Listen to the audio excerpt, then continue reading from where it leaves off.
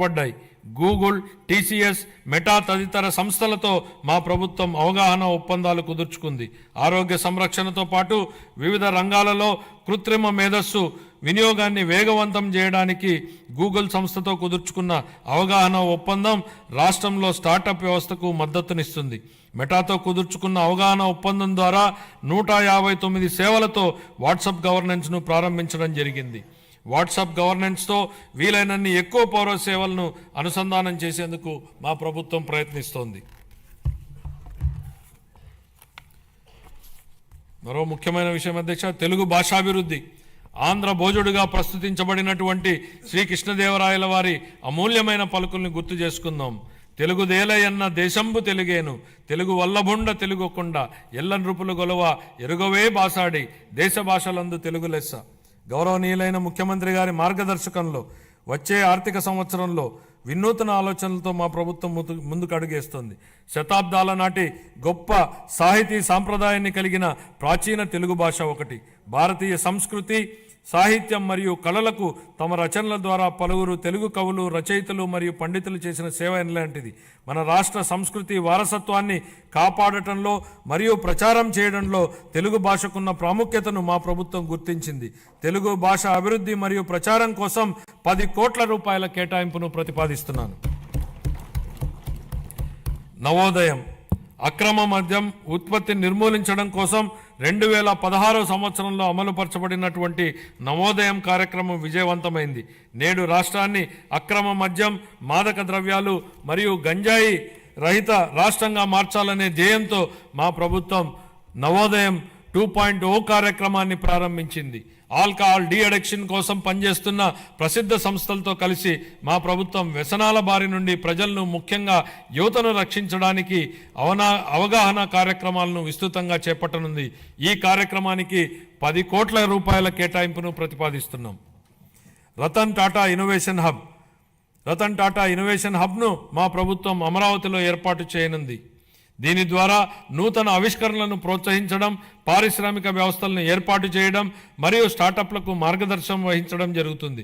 ఈ హబ్ మరో 5 జోనల్ కేంద్రాలతో అనుసంధానించబడుతుంది. ప్రతి కేంద్రానికి ఒక ప్రముఖ వ్యాపార సమూహం మద్దతు లభించడం వల్ల అభివృద్ధి చెందుతున్న రంగాల్లో సాంకేతికత మరియు నైపుణ్యాభివృద్ధి సులభతరం కానున్నాయి.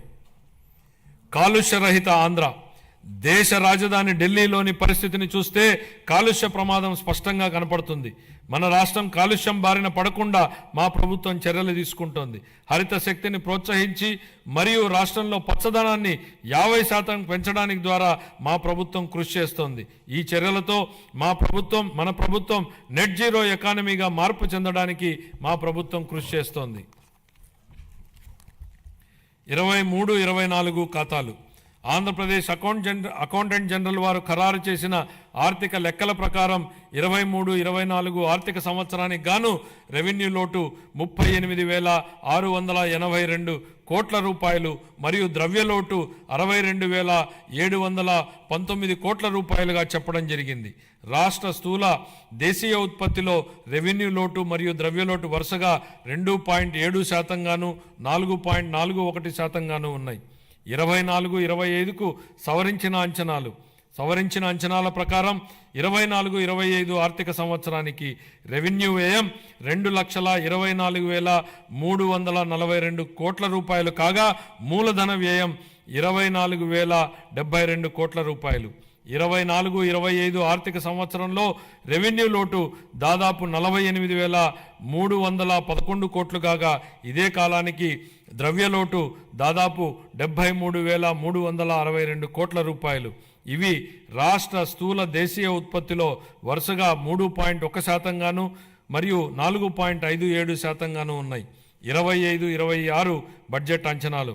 25-26 ఆర్థిక సంవత్సరానికి గాను నేను 3,22,359 కోట్ల రూపాయల వ్యయాన్ని ప్రతిపాదిస్తున్నాను.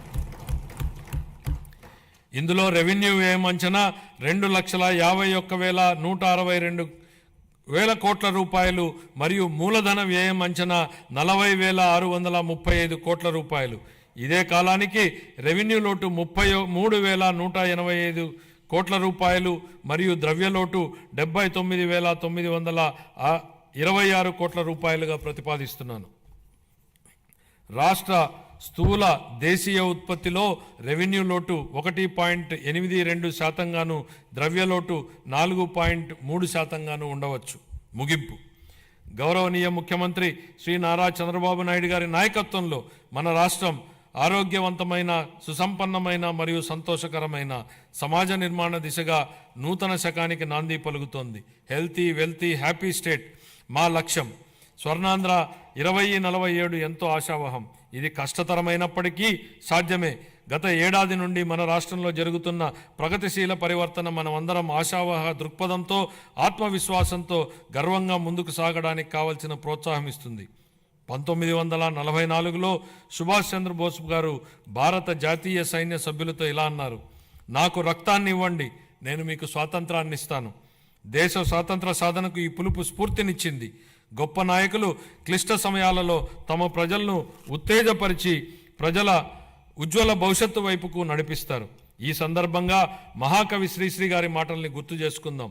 నేను సైతం ప్రపంచాగ్నికి సమిధనొక్కటి ఆహుతి ఇచ్చాను, నేను సైతం విశ్వవృష్టికి అశ్రు ఒక్కటి ధారపోశాను. ఈ స్ఫూర్తితో గౌరవ ముఖ్యమంత్రి శ్రీ నారా చంద్రబాబు నాయుడు గారి నాయకత్వంలో